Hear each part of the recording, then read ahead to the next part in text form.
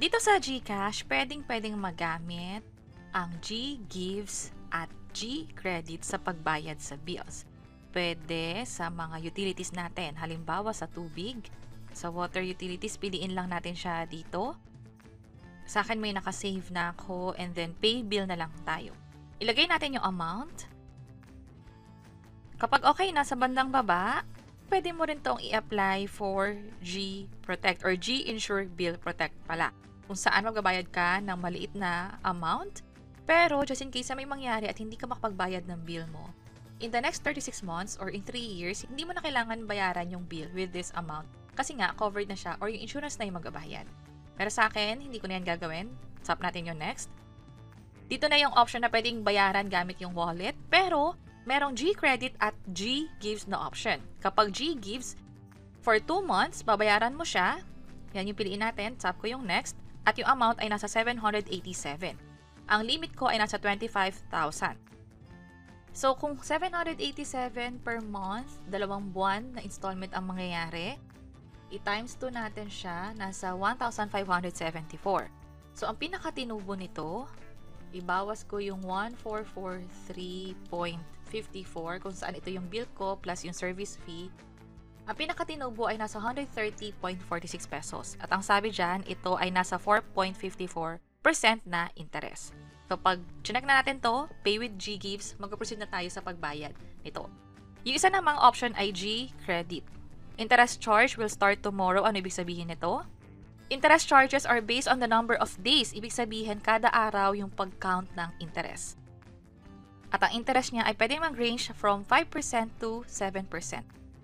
Pero, yung nakikita nating 5% dito ay dapat i-translate pa or i-convert pa to daily. Ibig sabihin, i-divide siya by 30 days. So, ang mangyayari sa kada miss mo o sa kada tagal ng araw na hindi mo muna siya binabayaran, yung hinayaan mong magkaroon muna ng interest, nasa 0.17% yung possible na maging interest niyan. Yan ay kung ang base ay nasa 5% monthly rate.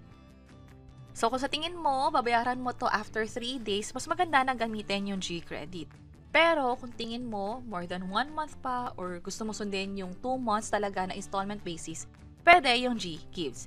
Try natin sa GCredit. Tap natin yung confirm. At posting period niya ay the next day dito sa bill na to. So, kung may question kayo ng gaano katagal papasok yung payment dun sa binayaran natin, depende, pwedeng umabot ng 1 to 5 business days, nakalagay naman dito sa GCash yung details.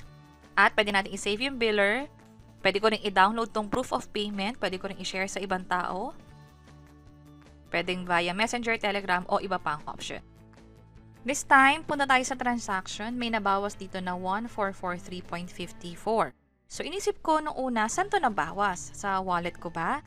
Pero, nung chinek ko yung balanse, nasa 4,818. Kanina na nag-record tayo, ito yung starting balance ko. So, clearly, hindi naman siya nabawasan. Although, merong nag-reflect na 1,443.54 dito sa transaction ko.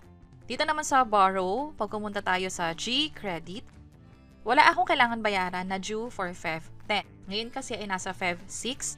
Pero dito sa 2,000 na credit limit ko, dito na nabawas yung 1,443.54. So, ang remaining credit limit ko na lang ay nasa 556 kasi nga ito yung nagamit na pambayad para sa binayaran kong bill kanina. So, again, baka lang ma-confuse kung sakaling sa wallet merong transaction, hindi ibig sabihin na yung activity na nakikita natin dyan ay nabawas, particularly itong 1,443 sa wallet. Kundi, dito siya nabawas sa credit limit natin na from 2,000, naging 556 na lang dahil sa binayaran kong worth 1,443.